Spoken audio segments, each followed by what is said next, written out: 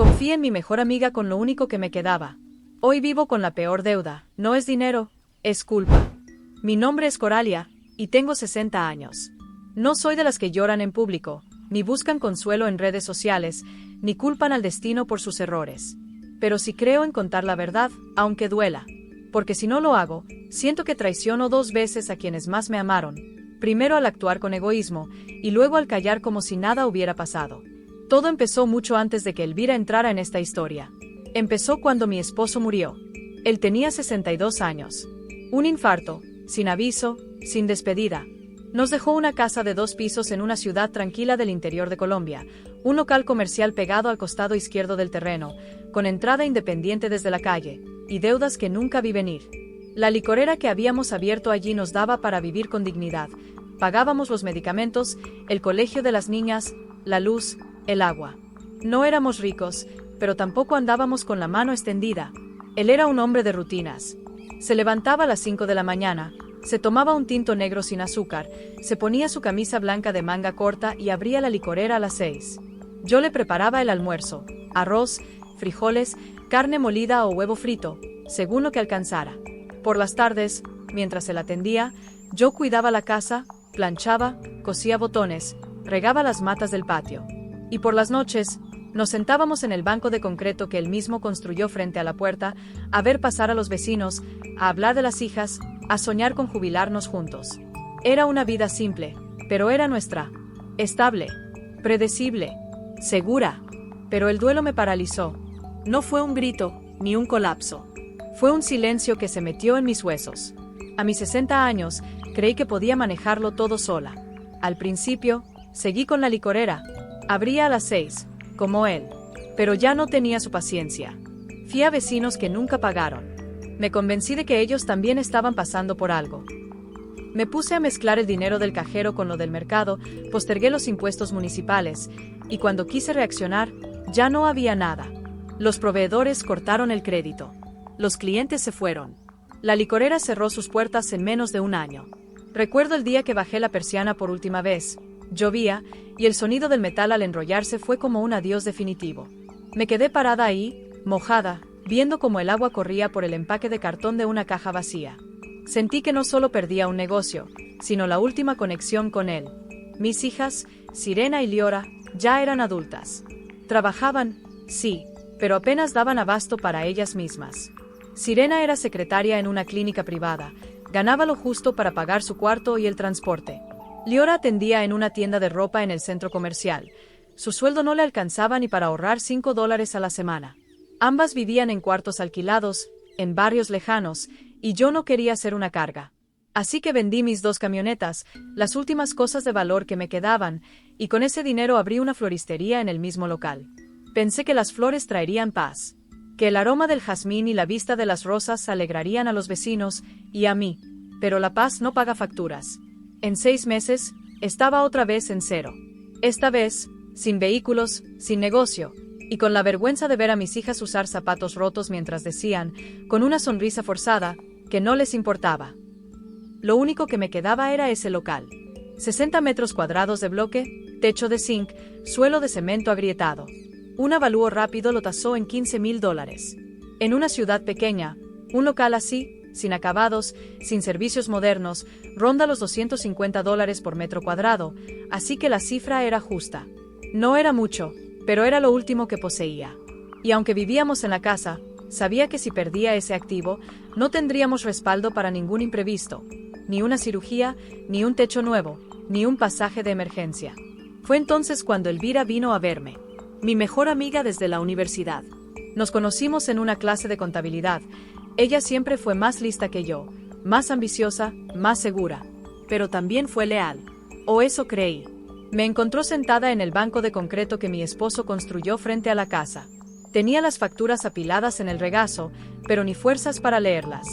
El pelo canoso mal recogido, la blusa gastada, los ojos secos de tanto llorar. Ella no dijo nada al principio. Solo se sentó a mi lado, me pasó una botella de agua, y después de un largo silencio, me dijo: «Déjame ayudarte. Dame el local. Te doy $5,000 hoy, y en 18 meses te pago los 10,000 restantes». No hubo papeles notariales.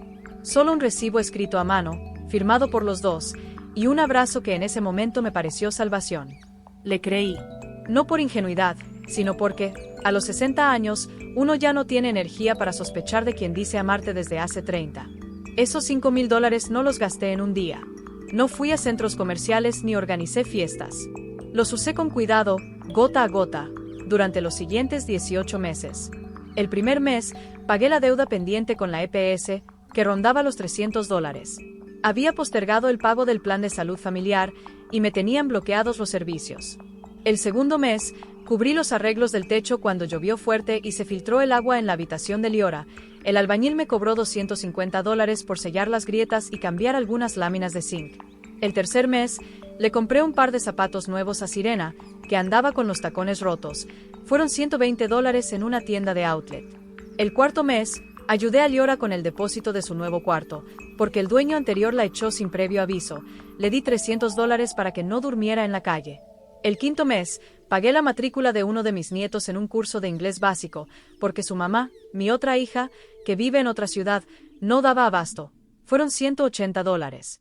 El sexto mes, arreglé la nevera, que ya no enfriaba bien. El técnico me cobró $180 por cambiar el compresor. El séptimo mes, no toqué el dinero. Vivimos de lo que mis hijas podían aportar: un plato de arroz, un par de huevos, un litro de leche. El octavo, compré medicinas para la presión y el azúcar, $150 en la farmacia de la esquina. El noveno, pagué la factura atrasada de la luz, $200 por 3 meses de consumo acumulado. El décimo, le regalé un vestido a mi nieta mayor para su graduación del colegio, $130, pero valió la pena verla sonreír. Hubo meses en que no tocaba el dinero. En esos, vivíamos de lo que mis hijas podían aportar: un plato de arroz, un par de huevos, un litro de leche. Pero nunca les pedí más. Sabía que ellas también estaban al límite. A veces, me permitía un pequeño lujo: llevar a mis nietos a comer helado los domingos o comprar un libro usado en la feria del barrio. Nada extravagante. Solo intentaba que mi familia no sintiera que habíamos caído del todo.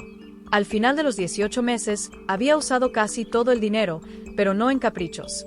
En necesidades reales, en pequeños gestos de normalidad que, para alguien en mi situación, significaban el mundo. Mientras tanto, Elvira seguía siendo Elvira. Venía los domingos con un pastel casero. Se sentaba en el mismo banco de concreto y me contaba de su trabajo como asesora financiera, de sus planes, de cómo el local iba quedando bonito. Me mostraba fotos en su celular: las nuevas ventanas de aluminio, la pintura fresca en blanco roto, el piso de cerámica que había puesto. Incluso me invitó a ver el segundo piso que levantó, una estructura liviana, con 2 oficinas pequeñas. Y me decía, con esa sonrisa que siempre me hizo sentir protegida: mira, Coralia, esto va a valer el doble cuando termine de pagarte.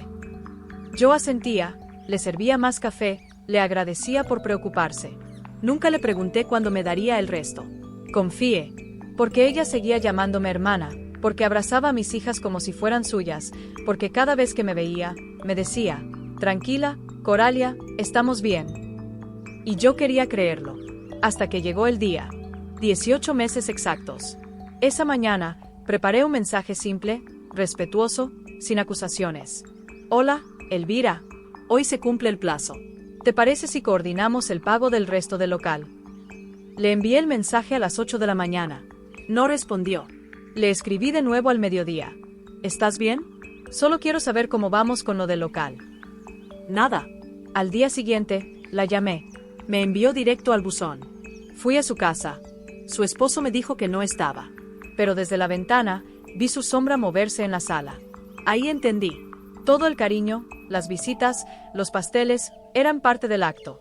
Mientras me hacía sentir protegida, ya había decidido no pagarme.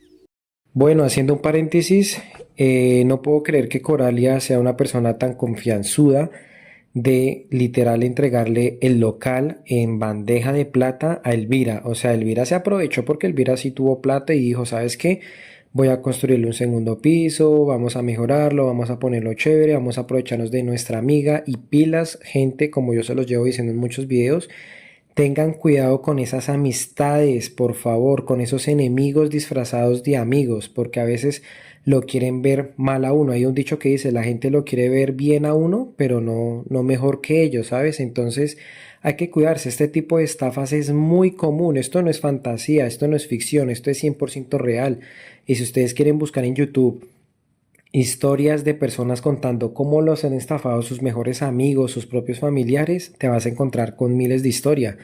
O sea, menos mal aquí el acuerdo fue verbal y eso es lo complicado porque no hay contratos, no hay recibos, no hay nada. O sea, fue algo 100% verbal y yo te voy a contar algo. Por lo como yo estoy viendo que va pintando la cosa, esto no va a terminar bien porque la señora construyó un segundo piso, hizo mejoras y como que muy complicado. Vamos a ver en qué termina esta historia. Usó mi confianza como escudo. Y lo peor no fue la traición. Fue darme cuenta de que, durante 18 meses, yo había sido solo una excusa para que ella se apropiara de algo que, en el fondo, ya consideraba suyo. Contraté un abogado. Demandé por incumplimiento de acuerdo verbal. Presenté el recibo, testigos que habían escuchado nuestras conversaciones, mensajes de texto donde ella reconocía el trato. El juicio duró 8 meses. Fue largo, humillante. Mis hijas preguntaban por qué su tía Elvira ya no venía. Los vecinos cuchicheaban. Pero seguí adelante, no por orgullo, sino porque necesitaba demostrarle a mis nietos que, aunque uno caiga, no debe rendirse. Y gané. El juez ordenó que me devolviera el local. Sentí un alivio inmenso, hasta que leyó la sentencia completa. Resulta que, bajo la ley colombiana, cuando alguien ocupa un inmueble y realiza mejoras sustanciales, aunque sea bajo un acuerdo informal, el dueño original debe indemnizarlo si decide recuperar la propiedad. Y esas mejoras habían triplicado el valor del local. Elvira había invertido en un segundo piso liviano, con estructura metálica y paredes en drywall, algo común y económico en construcciones urbanas actuales. Además, instaló ventanas nuevas, aire acondicionado split, iluminación LED y un baño moderno en la planta alta. Según el perito judicial, esas obras representaban una inversión de $22,000. $22,000 por un local que valía $15,000. Me quedé sin aire. Había recuperado las paredes, pero ahora cargaba una deuda que no podía pagar. Estaba legalmente obligada a saldar una suma que jamás pedí, por un bien que ya no generaba ingresos. Fue entonces cuando apareció Tesia, mi hermana. Tiene 58 años. No es rica. Nunca lo ha sido. Pero vive con disciplina. Tiene 2 apartamentos pequeños en alquiler en el sur de la ciudad, ahorra parte de cada ingreso y jamás gasta más de lo que tiene. Su vida es un ejemplo de prudencia. Compra en oferta, repara en vez de reemplazar y guarda un 10% de cada peso que entra. Nunca presume, nunca da consejos no pedidos, pero siempre está ahí, callada, firme, como un árbol que no se mueve con el viento. Sin reproches, sin sermones, me dijo: tengo los ahorros. Voy a pagar esa deuda. Pero no es tu responsabilidad, le dije, con la voz quebrada. No lo hago por ti, respondió, mirándome a los ojos. Lo hago por Sirena y Liora. Ellas no merecen cargar con esto. No vendió nada. No hipotecó su vida. Simplemente fue al banco, retiró lo que tenía guardado en una cuenta de ahorros a plazo fijo y pagó la indemnización completa. Nunca me mostró el comprobante. Nunca me pidió que se lo devolviera. Solo me dijo: ya está resuelto. Hoy sigo viviendo en esa casa de 2 pisos. El local está vacío. Nadie quiere rentarlo. Cada vez que paso frente a él, veo el segundo piso que Elvira construyó y siento el peso de mi error. La peor pérdida no fue el dinero. Fue ver en los ojos de Tesia no enojo, sino decepción. Fue entender que, a mis 60 años, seguía actuando como si el amor se pudiera comprar con regalos, cuando lo único que mis hijas necesitaban era estabilidad, y yo les di caos. El karma no llegó con gritos. Llegó en silencio. En forma de una hermana que ya no me abraza, pero sigue cargando con mis consecuencias. Porque hay deudas que no se pagan con dólares, Coralia. Se pagan con conciencia. Y esa es eterna.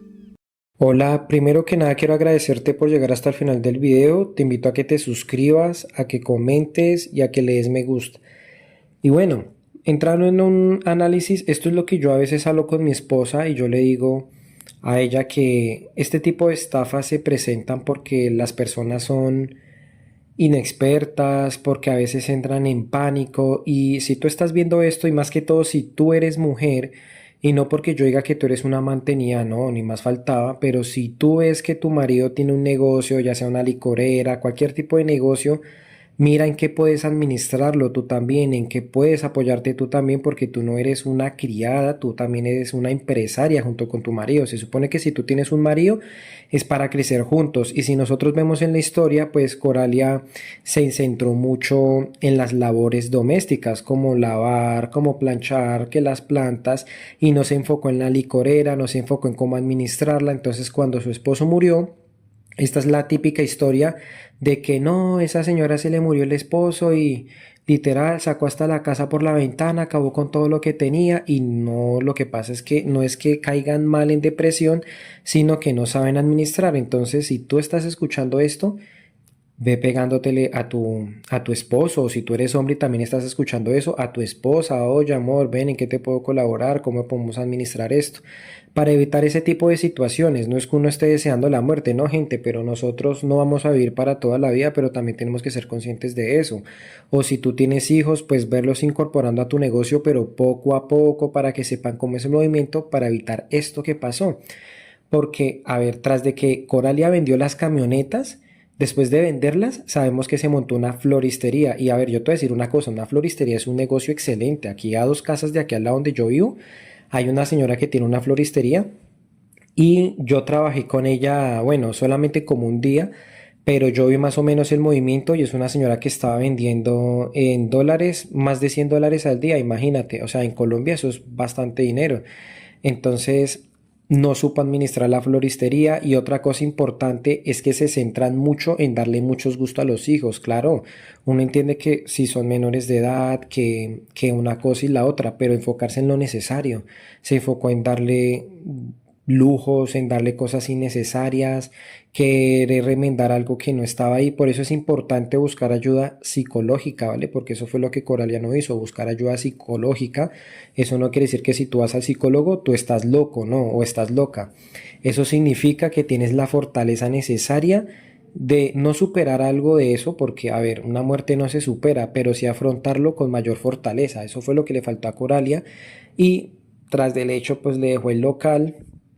La señora Elvira llegó, montó un segundo piso y claro, ganó el local, ganó el juicio Coralia y todo, pero ¿qué le dijeron? Usted tiene que indemnizarla. Entonces, eso es lo que pasa cuando el acuerdo no se hace escrito, cuando no se hace notariado, cuando no se hace un contrato. Si tú te pones a analizar, si tú vas a sacar un apartamento a créditos, ellos no te entregan las escrituras firmadas, te las entregan cuando tú ya terminas de pagar todo. ¿Por qué? Para evitar este tipo de inconvenientes, porque cuando tú haces un acuerdo verbal, y acuérdate esto, no hay nada firmado, tú siempre vas a perder. Si te gustó esta historia, suscríbete y que tengas feliz tarde y noche. Gracias.